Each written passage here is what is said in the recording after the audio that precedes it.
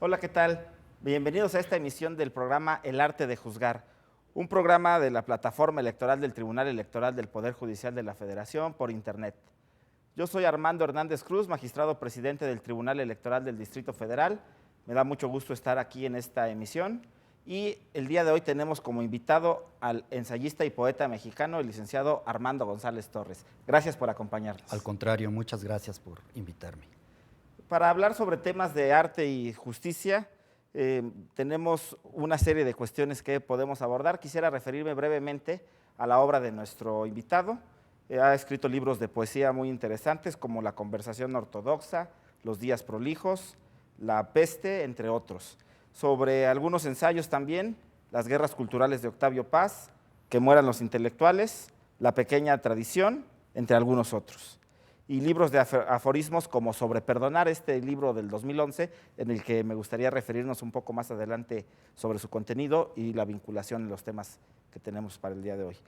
Y también la reseña muy interesante, Justicia Poética, de un libro de Marta Nussbaum, publicado en la revista Nexo, si no me equivoco, en 2012, ¿verdad?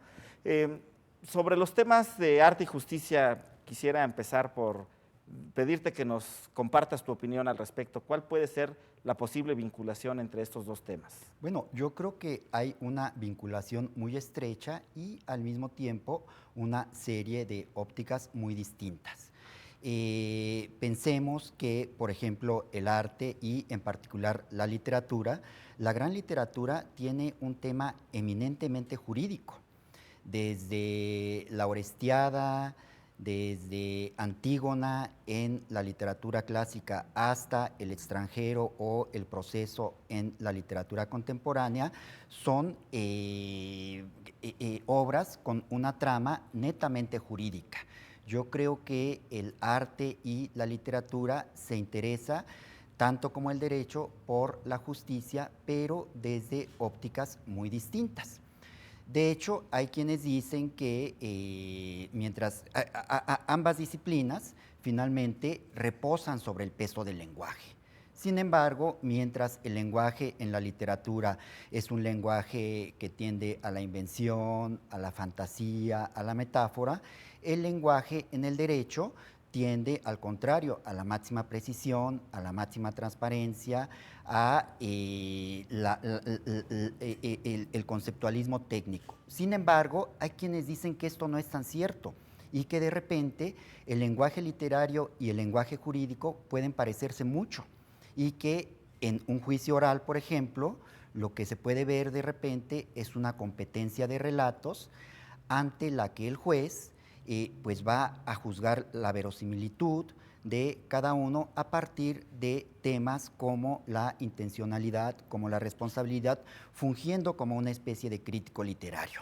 Derecho y literatura son discurso y utilizan el lenguaje, un lenguaje técnico en el caso del derecho, un lenguaje bello en el caso de la poesía, pero ni derecho es justicia, ni la literatura es todo el arte. ¿Hay otros puntos de contacto que nos pudieran llevar a la reflexión de en dónde se vinculan arte y justicia? ¿Cómo no? Por ejemplo, yo creo digamos, literatura y justicia se vinculan y se interrelacionan y se ejercen una influencia mutua. Por ejemplo, muchas veces nosotros ante una novela podemos estar muy constreñidos por nuestra idea de la justicia.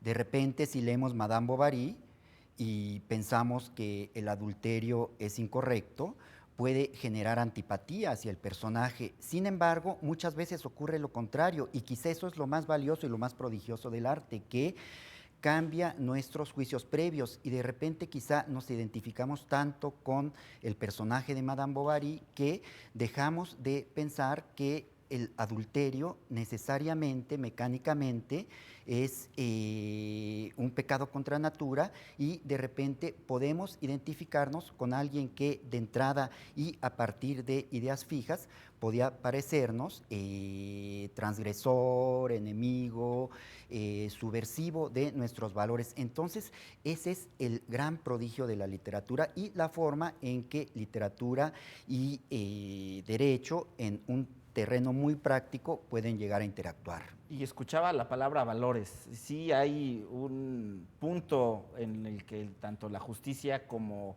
el arte en general desarrollan valores, ¿no es así? Así es, aunque son valores de muy distinta índole y son valores de los que tanto muchas veces el jurista como el artista desconfían. Hay una anécdota muy célebre, un pasaje muy célebre en el libro La República de Platón, donde a través de su personaje Sócrates, Platón dice que si un poeta llegara a la ciudad ideal, le rendiría los máximos honores y le pediría de inmediato que se fuera, porque para Platón el arte, la literatura, maneja una ambigüedad, una ambivalencia en los valores que le resulta profundamente nociva para la idea de una ley absolutamente transparente, absolutamente vertical, y en ese sentido el hecho de que dentro de el arte, dentro de la tragedia, por ejemplo, de su tiempo, no exista claramente un culpable o una víctima, es algo que puede ser profundamente subversivo a los valores establecidos y a pues al despliegue de una ciudad virtuosa. Entonces, lo que dice Platón que haría es que Platón cree que la belleza finalmente conduce a la verdad. Lo que pasa, dice Platón, es que la belleza no se debe dejar en el monopolio malsano de los artistas, y el legislador el jurista debe de alguna manera interceder, interferir en lo que debería ser el arte. Y que esto pues es un ejemplo muy claro de el arte dirigido, de estas intenciones que se han repetido desde la época de Platón hasta la época contemporánea, de interferir en el arte, de normar el arte desde el Estado. Entonces esto es una muestra, yo creo, muy palpable de la desconfianza que existe desde el ámbito jurídico al ámbito de la literatura, y que además se repite en el ámbito del arte también. El arte es, de entrada, el artista como temperamento es un personaje profundamente inconformista. La idea utópica, digamos, del artista es de una edad de oro, donde no existen normas, donde el individuo en armonía con los demás va a desplegar todas sus potencialidades sin necesidad de reglas externas, y esto lleva a que muchos de los temas más sentidos de la literatura sean precisamente esta lucha del individuo contra lo colectivo, de la emoción contra la norma, de la ley de la sangre contra la ley civil. Entonces, creo que esta comunicación y al mismo tiempo esta desconfianza mutua entre los ámbitos jurídico y artístico es muy fecunda, y pues ha sido parte de esta dialéctica de la gran literatura. Yo tengo la impresión de que el racionalismo que prevalece en el mundo moderno occidental ha eliminado o hecho de lado algunos otros aspectos de la concepción holística del ser humano para percibir la realidad, y de esa manera el derecho es percibido como un instrumento eminentemente racional, un discurso racionalizado. Así es. Pero la justicia quizá no, la justicia escapa, me parece, al ámbito de la percepción estrictamente racional, se percibe con más elementos que la simple razón humana, y el arte también, sin duda alguna, es percibida, aprendida por el ser humano por todos los sentidos, no necesariamente por la razón. Apreciar una pintura, una escultura, Claro. la música, no son elementos en los que intervenga estrictamente la racionalidad humana. En el derecho puede ser que sí, pero en la justicia creo que es aprendida, es percibida por el sujeto, sobre todo aquel que se siente víctima de una injusticia, con todo su ser, no solo de manera racional. Claro. ¿Habrá algún elemento en la literatura también en este sentido en donde podamos apreciar más allá de la simple racionalidad el texto, como lo que mencionabas en el caso de Madame Bovary? A mí me resalta mucho también aquella parábola histórica de el rey Salomón cuando pide que se parta a un niño en dos Así es. para hacer justicia, y la madre que decide sacrificarse es la que es reconocida como verdadera madre.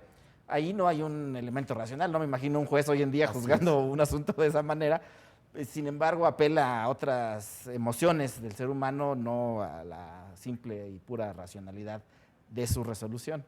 Insisto, no me imagino un juez juzgando de esta manera. Y queda para la literatura, ¿no? Es la literatura la que nos puede hacer una mención de este tipo de situaciones que se pueden presentar en la realidad humana, pero, insisto, percibidas por otros medios, por los sentidos o por una percepción integral del ser humano. Exacto. Y bueno, yo creo que precisamente ahora, digamos, entre filósofos del derecho,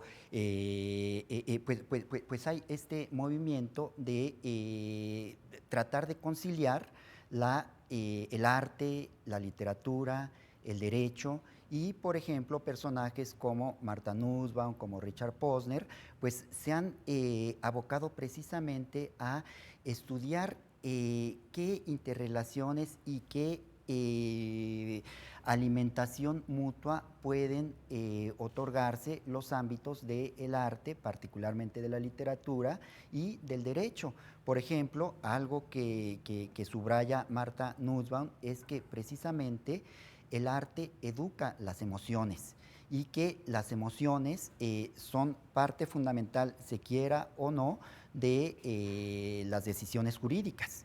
Este libro que tú reseñaste de Martha Nussbaum, ¿no? Justicia Poética. Entre esos libros, porque hay varios libros que ella ha dedicado a temas donde se entrecruzan literatura y derecho. Tiene otro libro, por ejemplo, sobre la importancia de las emociones y de determinadas emociones como la vergüenza y la repugnancia,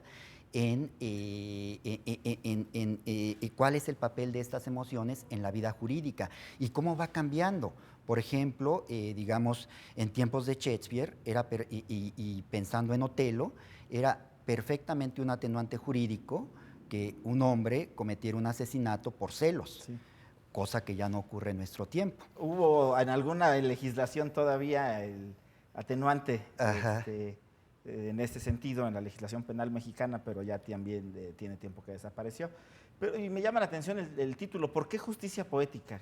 ¿A qué se refiere o qué quiere decir justicia poética? Bueno, yo tengo la impresión de que lo que quiere decir Martha Nussbaum con este título es que, más allá de los criterios meramente técnicos del derecho, para ella sería deseable que dentro de la reflexión y las decisiones jurídicas hubiera un espacio más amplio para otro tipo de consideraciones que tienen que ver precisamente con los valores humanos, con las emociones, y tratar de incorporar, digamos, a marcos, esquemas que de repente pueden ser muy abstractos, pues esta evolución muy viva que es la del ser humano, que es la de sus emociones, la de sus sentimientos, y precisamente lo que pienso que ella y otros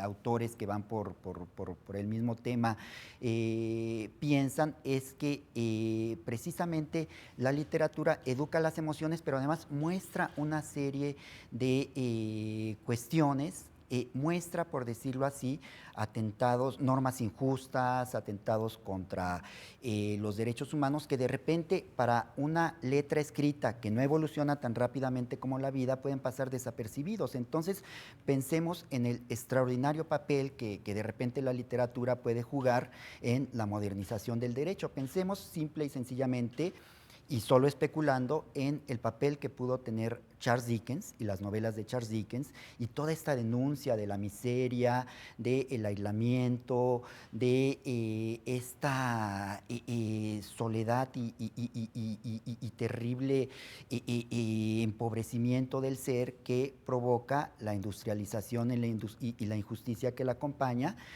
el papel que pueden tener estas narraciones en la evolución de las normas. Los Miserables, ahora que lo mencionabas. Sin duda también, sí, exacto. El papel de la novela realista francesa en el 19, en fin, creo que finalmente, y aunque no se trata de una interacción mecánica, digo, no se trata de que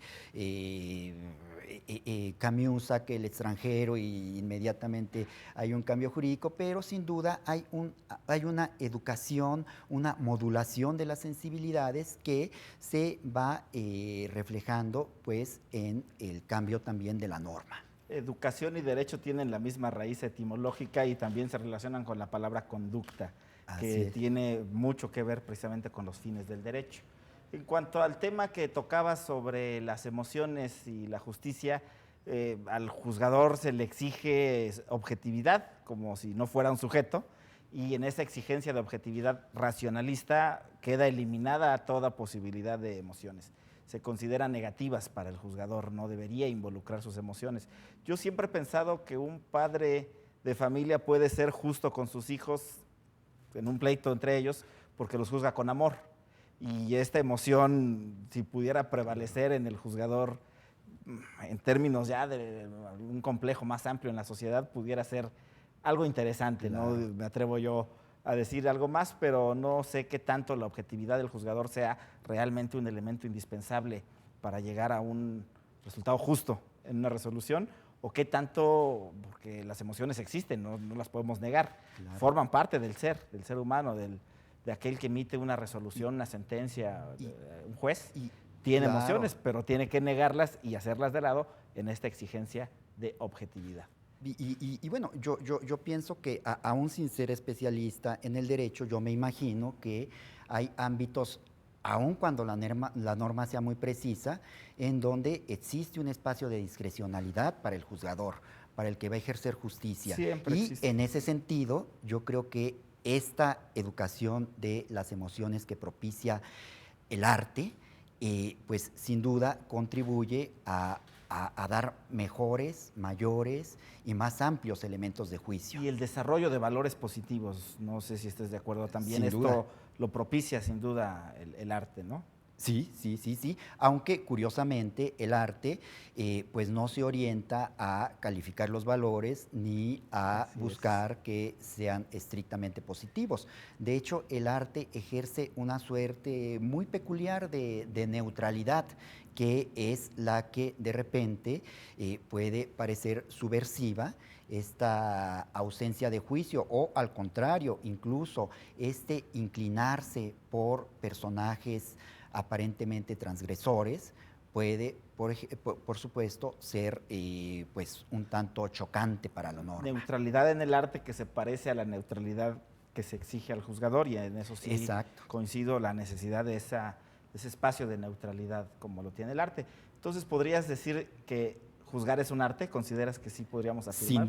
Sin duda. Yo creo que si bien, y a mí me parece profundamente importante que exista un entramado jurídico y técnico para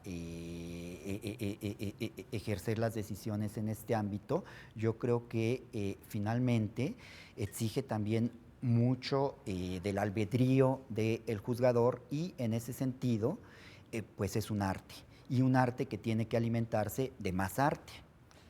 quizás si consultáramos sentencias del siglo XVIII o principios del siglo XIX, hasta con lenguaje poético se dictaban, ¿no? Es algo muy curioso porque muchos textos que en el pasado tenían otra finalidad se han recogido como testimonios y documentos literarios. Y en efecto, el derecho puede ser un documento literario extraordinario, literario y filosófico muchas veces. Los sentimientos de la nación reunirían esos dos requisitos, creo yo. Claro, muchas sentencias de la Suprema Corte en Estados Unidos que son verdaderas reflexiones en torno a la ética, más que juicios, más que meros decisiones de técnica jurídica. Sobre tu obra, ¿puedes platicarnos cuáles son las evocaciones de justicia que encarna tu obra? Particularmente a mí me llamó la atención el libro Sobre Perdonar. Así es. Sí, bueno, en cuanto a mi obra, yo soy poeta, ensayista, tengo 5 libros de ensayo, 5 libros de poesía y unos 3 libros que son inclasificables. Y precisamente uno de esos libros se llama Sobre Perdonar, así junto, que es una reflexión sobre el acto del perdón. Y yo siento que en el acto del perdón se juntan lo privado y lo colectivo, lo poético, por decirlo así, y lo jurídico. Es un libro que yo escribí a partir de un par de pretextos. La lectura del libro de un filósofo que se llama Vladimir Yankelevich, que es un libro sobre el perdón, donde habla como del perdón como un prodigio, como una suerte de milagro que no tiene nada que ver ni con lo racional ni con lo jurídico, y también a partir de un hecho noticioso que fue la reaprehensión hace unos años del director polaco Roman Polanski por un delito de abuso sexual que había cometido en Estados Unidos, que se suponía que había prescrito ya ahí, pero que no había prescrito en Europa. Entonces, yo me puse a reflexionar sobre precisamente estos actos ambiguos, donde, como decía, se cruza lo más íntimo con lo más colectivo. Y pensaba qué tan importante es este acto del perdón, creo que a veces sobrevaluado.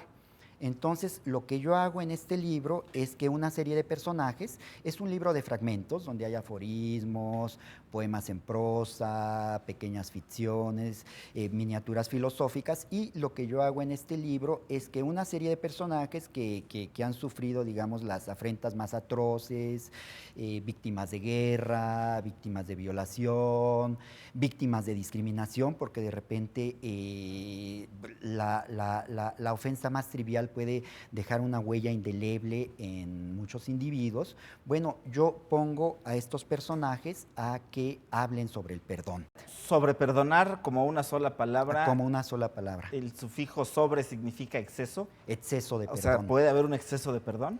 Tengo la impresión de que puede haber un exceso de perdón y que además el perdón se ha vuelto una palabra muy prestigiosa y habría que dirimir, discernir más sobre el significado del acto. Y es lo que hacen los personajes dentro del libro. Se preguntan si sí o no perdonan, y hay unos que sí perdonan, hay otros que no perdonan, y todo es finalmente pues una especulación además no libresca, por supuesto, sino poética. ¿Justicia es venganza? No. ¿Las ofensas se vengan o se hace justicia? Bueno, sin duda ha habido una evolución en esta concepción de la ofensa. Orestes, en nuestro tiempo, pues se pararía en una barandilla, digamos, a esperar justicia. En su tiempo lo que hizo fue pues seguir la ley de la sangre.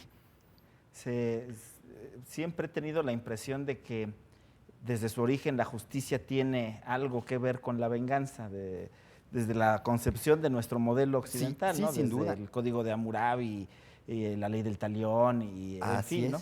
pero creo que debemos separar justicia de venganza. También creo que nadie en este momento racionalmente asociaría justicia con venganza. Sí, sin duda, yo creo que gran parte de la evolución del pensamiento en torno a la justicia ha sido precisamente desactivar este impulso inicial a la violencia, que es lo que haría pues invivible el mundo. ¿El perdón no nos aleja de la justicia? ¿Una persona víctima perdona y ya no hay justicia? ¿O el perdón en sí mismo no tendría por qué haber una contradicción? Yo recuerdo a este respecto lo que ocurrió con un poeta contemporáneo, con Javier Sicilia, que sufrió la tremenda desgracia de perder a su hijo a manos de unos asesinos, y lo que dice Sicilia es: yo perdono a los asesinos. Muy interesante. Pero por supuesto que la justicia tiene que seguir su curso. Así es. Muchas gracias a nuestro invitado. Vamos a pedirle que nos haga favor de firmarnos el libro que nos va a hacer favor de obsequiarnos. Muchas gracias por tu participación. Esperamos tener la oportunidad de contar nuevamente con tu conocimiento y todos estos aspectos que tan maravillosamente nos has compartido el día de hoy. Esto ha sido todo en el programa El Arte de Juzgar, en esta nueva emisión, y tendremos la oportunidad de tener este texto que nos está obsequiando nuestro invitado, el licenciado Armando González Torres, poeta y ensayista mexicano, quien nos ha compartido sus opiniones sobre el vínculo entre arte y justicia, y quien ahora nos ha dedicado también este ejemplar del tomo que nos obsequia para nuestra emisión. Podemos, si me permites, sí, para leer la dedicatoria que nos has dejado. Muchas gracias, qué amable. Dice: para el arte de juzgar, felicidades y mis mejores deseos, con la fecha del día de hoy. Muchísimas gracias, Armando. Al contrario, muchas Un gracias, placer. felicidades de nuevo.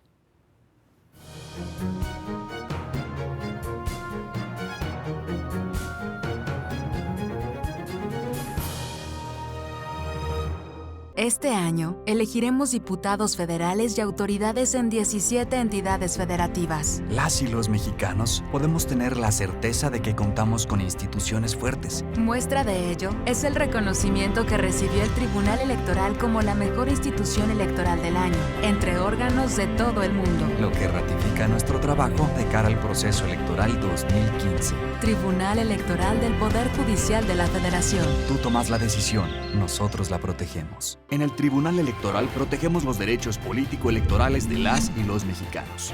En los últimos 3 años atendimos más de 60,000 asuntos, 8 de cada 10 interpuestos por ciudadanos, y en este año resueltos en apenas 11 días. Trabajamos por la igualdad entre mujeres y hombres y por la autonomía de los pueblos y comunidades indígenas. Somos referencia para tribunales locales y extranjeros. Tribunal Electoral del Poder Judicial de la Federación. Tú tomas la decisión, nosotros la protegemos. La democracia es cuestión de todos los días y de todos los ciudadanos, de grandes y pequeñas decisiones. En el Tribunal Electoral trabajamos para que tu voz sea respetada. Resolvemos a favor de la igualdad política entre mujeres y hombres. Defendemos las decisiones que toman con autonomía los pueblos y comunidades indígenas. Nuestras sentencias garantizan el respeto a tus derechos político-electorales, consolidan nuestra democracia. Tribunal Electoral del Poder Judicial de la Federación. Tú tomas la decisión. Nosotros la protegemos.